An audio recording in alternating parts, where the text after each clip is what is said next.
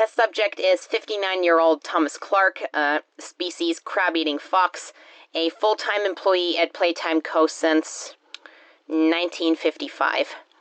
6 months ago, he was diagnosed with terminal lung cancer, and having nothing left to lose, Mr. Clark has volunteered for this experiment.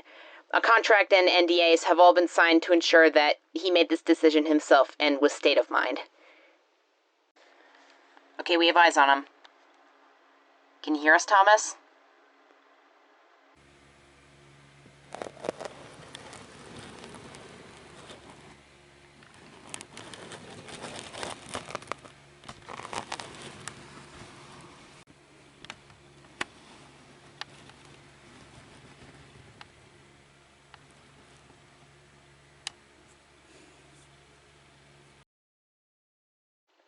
$11.99 seems to show much less cognitive function than many of the other experiments that we've proceeded to bring to life in the past few weeks.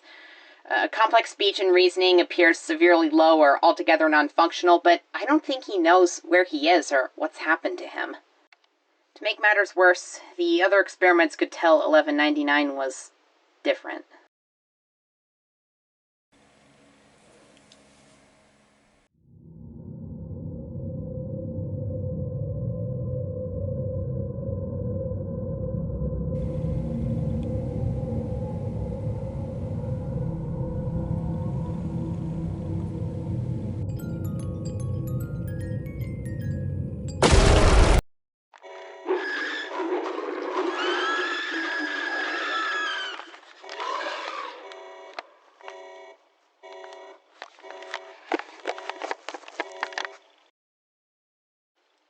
They would have killed him had the surveillance team not intervened, and there was significant damage to his internal structure. It took 12 hours of surgery to stabilize $11.99.